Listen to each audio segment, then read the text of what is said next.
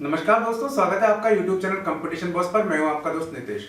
संविदा कर्मियों के बारे में कोई भी अपडेट आता है तो मैं आपसे सबसे पहले शेयर करने की कोशिश करता हूं। आज भी एक अच्छा खासा नया अपडेट है जिसमें सरकार संविदा कर्मियों को डायरेक्ट रेगुलर भर्ती में शामिल कर रही है। लेकिन उसके लिए सरकार ने कुछ नियम तय किए हैं, कुछ शर्तें तय की हैं। पहली बात तो नियम और शर्तें क्या है वो एक बार आपको जानना जरूरी है। दूसरी बात, आप उनकी पालना किस प्रकार कर पाएंगे सही तरीके से, ताकि आपको उसका डायरेक्ट और पूरा बेनिफिट मिल सके, ये भी आपके लिए जानना बहुत जरूरी है। तो चलिए वीडियो को शुरू करते हैं। यहाँ दो चीज आपको स्क्रीन पर शो करूंगा, उन दोनों को आपको देखना बहुत जरूरी है। अगर आपने एक भी मिस किया तो आपके लिए प्रॉब्लम खड़ी हो सकती है। आप कोई भी गलती कर देते हैं छोटी से छोटी तो आपके कैरियर में वो बाधा बन जाएगी। तो चलिए वीडियो को पूरा एक बार मेरे साथ आपको देखना पड़ेगा। वीडियो को लाइक और चैनल को सब्सक्राइब, ये दो काम जरूर कर दीजिए। अगर आप वीडियो को मैक्सिमम भाइयों में शेयर करेंगे तो उनको भी इसका बेनिफिट मिल जाएगा। चलिए वीडियो में एक बार देख लेते हैं कि पूरी डिटेल क्या है। तो सबसे पहले तो मैं ये आपके सामने न्यूज शेयर कर रहा हूं। मैक्सिमम भाइयों ने न्यूज पढ़ ली होगी। नर्सिंग ऑफिसर भर्ती 2022 के 1289 पदों पर भर्ती में कई साल से संविदा पर काम कर रहे अभ्यर्थियों को बोनस अंक के लिए अनुभव प्रमाण पत्र जारी नहीं करने के मामले में सरकार ने हाईकोर्ट में अंडरटेकिंग दी है। 15 दिसंबर 2022 से पहले प्रमाण पत्र जारी हो जाएंगे।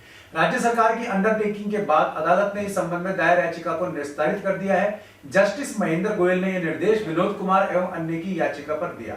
सुनवाई के दौरान उपलोक अभियोजक विवेक त्यागी ने कहा कि वे 15 दिसंबर से पहले प्रार्थियों को अनुभव प्रमाण पत्र जारी कर देंगे। वहीं प्रार्थियों के अधिवक्ता प्रदीप सिंह निर्माण ने बताया कि पिछली सुनवाई पर अदालत ने सरकारी अधिवक्ता को कहा था कि अनुभव प्रमाण पत्र के संबंध में राज्य सरकार से निर्देश प्राप्त कर बताएं। दरअसल राज्य सरकार ने 16 नवंबर 2022 को नर्सिंग ऑफिसर की भर्ती के लिए विज्ञप्ति जारी की थी। इसमें पहले से सरकारी अस्पतालों में काम कर रहे अभ्यर्थियों को 3 साल के अनुभव के लिए अधिकतम 30 अंक देना तय किया था। इन अंकों की गणना नियुक्ति प्रक्रिया में भी होगी, लेकिन राज्य सरकार ने अभ्यर्थियों को अनुभव प्रमाण पत्र जारी नहीं किए। दो चीजें इंपॉर्टेंट है। एक तो जो नर्सिंग ऑफिसर वाली भर्ती है उसमें संविदा कर्मियों को सीधा बेनिफिट मिलेगा। दूसरी बात, उनको 30 अंक मिलेंगे 3 साल के अनुभव के, यानी कि 1 साल के 10 नंबर, 2 साल के 20 नंबर और 3 साल के 30 अंक मिलेंगे। इनको जोड़ करके मेरिट बनेगी और ये भर्ती मेरिट बेस ही है। तो लगभग सभी के सभी संविदा कर्मी जितने भी नर्सिंग में लगे हुए हैं वो यहाँ परमानेंट हो रहे हैं सीधे सीधे।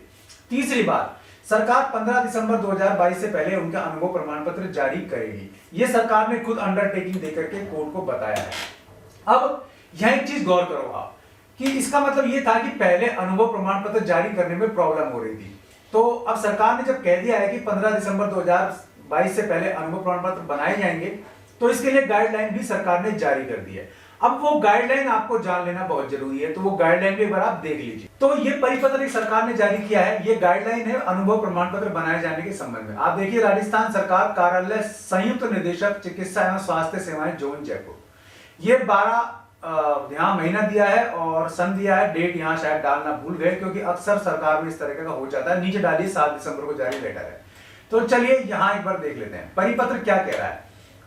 ये जो परिपत्र है पूरी तरीके से उस गाइडलाइन पर बेस है कि अनुभव प्रमाण पत्र कैसे बनेंगे, अनुभव प्रमाण पत्र कौन बनवा सकता है, और तीसरी चीज अनुभव प्रमाण पत्र में क्या क्या दस्तावेज लगने हैं। ठीक है, तो अनुभव प्रमाण पत्र का आपका प्रोसेस और उसके जो डॉक्यूमेंट है वो, ये दो चीज स्पेशल है, यहां देख लेना। पूर्व में राज्य सरकार द्वारा जारी भर्ती विज्ञप्ति के दौरान इस विभाग में संविदा के तौर पर कार्यरत कार्मिकों के अनुभव प्रमाण पत्र सत्यापित करने हेतु प्राप्त होने पर यह पाया गया है कि संविदा कर्मी द्वारा स्वयं अपने दस्तावेज मूलतः सत्यापन हेतु प्रस्तुत कर दिए जाते हैं, जबकि यह दस्तावेज विभाग कार्यालय के व्यक्तिगत पत्रावली में होने चाहिए। बिल्कुल सही बात है कि नोट शीट के द्वारा ये दस्तावेज होने चाहिए। वह संस्था में दस्तावेज निर्धारित संदायित करने वाले कार्मिकों द्वारा कौन करेगा? आपके अनुभव प्रमाण पत्र बनाने का काम कार्मिक विभाग, जो भी बंदा HR देख रहा है या कार्मिक विभाग का काम देख रहा है वो इस काम को करेगा। उसके द्वारा संविदा कर्मियों को व्यक्तिगत रूप से उपलब्ध करवा दिए जाते थे। तो इसका मतलब कि ये जो बंदा है वो काम करके राजी नहीं था। वो क्या करता कि संविदा कर्मियों को सीधे उनके दस्तावेज दे देता और कह देता जाओ साहब से साइन करा लाओ। अब वहां साइन हो जाते, तो ऐसे में अफसर फंस जाता, क्योंकि संविदा कर्मी कई बार क्या गड़बड़ कर देते, दस्तावेजों में कोई ना कोई काट छांट वगैरह कर देते, जबकि जिम्मेदारी किसकी है? कार्मिक विभाग की। पर वो ये काम करके राजी नहीं, तो इनको काम करवाने के लिए आगे कर दिया जाता, यानी कि हलाल होने के लिए ये लोग आगे कर दिए जाते बेचारे संविदा कर्मी। कर दिए जाते थे। संबंधित द्वारा अंकित प्रविष्टियों में किसी प्रकार की काट छाट कर प्रस्तुत किए जाने पर प्रविष्टियों को गलत अथवा सही होने की संबंधित कार्यालय के लिपिक के अभाव में पुष्टि किया जाना संभव नहीं हो पाता। लिपिक यानी कि एलडीसी या क्लर्क बहुत जरूरी है इस काम में बीच में होना, ठीक है, जिससे अनभिज्ञता के कारण गलत सत्यापन होना संभावित था, जो अनियमितता की श्रेणी में आता है। हालांकि इस अनियमितता के लिए सीधे तौर पर ये कार्मिक विभाग का बंदा जिम्मेदार है। अगर ये काम को सही तरीके से करता तो संविदा कर्मी इसमें बीच में नहीं आते और ये मामला सीधा कार्मिक विभाग और अफसर के बीच का होता है। लेकिन चूंकि ये बंदा बीच में से हट जाता है और अफसरों की इतनी हिम्मत नहीं होती कि वो अपने नियमित कर्मचारियों को कुछ कह पाए, इसलिए बेचारे संविदा कर्मी फंसते रहते हैं और जो भी लेटर जारी होते हैं वो उनके अगेंस्ट करीब करीब जारी होते हैं। साथ ही संविदा कर्मियों की व्यक्तिगत उपस्थिति भी कार्यालय के रोजमर्रा के कार्य में बाधा उत्पन्न करती है, जिससे अनावश्यक विलंब होता है। ये बात जोर की गई कि जो बंदे सरकार को संभाले हुए हैं वही अब बाधा बन रहे हैं सरकार के लिए, ठीक है। अतः इस वर्ष जारी सीधी भर्ती हेतु आवेदन करने वाले अभ्यर्थियों को जारी किए जाने वाले अनुभव प्रमाण पत्र में किसी प्रकार की त्रुटि न हो, इस प्रकार की अनियमितता की संभावना न रहे, इस हेतु निम्न अनुसार निर्देशों की अनुपालना अक्षर से पालना सुनिश्चित करें। अब क्या क्या डॉक्यूमेंट है वो चाहिए आपको, देख लेना एक बार।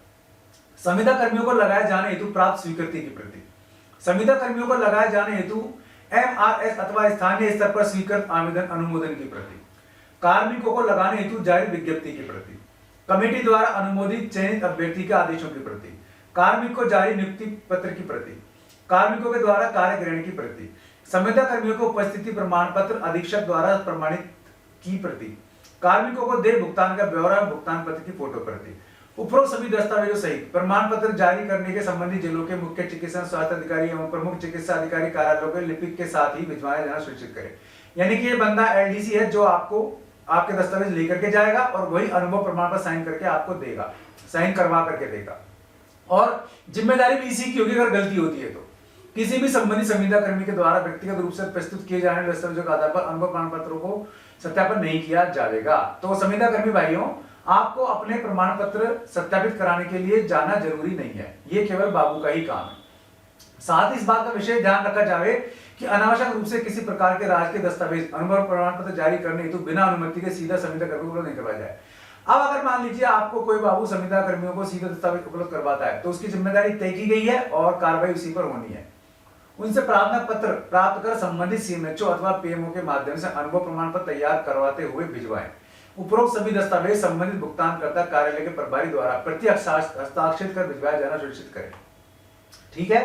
तो अब क्लियर हो गया, ये तो आपके डॉक्यूमेंट चाहिए। ये सारे डॉक्यूमेंट आपके कार्मिक विभाग है, वहां आपकी फाइल होती है, वो बंदा इनको डील करता है। अब जिम्मेदारी उसी विभाग की है, उस बंदे की है। नहीं करता है तो आपको यहाँ पर शिकायत करनी चाहिए और शिकायत की सुनवाई नहीं होती तो सामूहिक रूप से आप शिकायत करें, मीडिया को भी बिल्कुल बताएं इस बारे में, तब आपकी सुनवाई भी आराम से होगी, काम भी आराम से होगा। वरना अनुभव प्रमाण पत्र बनाने में भी इतनी परेशानी आ जाएगी कि आपकी एड़ियां घिस जाएंगी। तो इस बात का विशेष आपको ध्यान रखना है। तो ये क्लियर हो गया होगा कि आपके अनुभव प्रमाण पत्र यानी कि आपने जो काम किया है उसके जो एक्सपीरियंस सर्टिफिकेट है वो किस तरीके से बनेंगे, कौन बंदा आपको बनवा के देगा और क्या क्या दस्तावेज इनमें लगेंगे।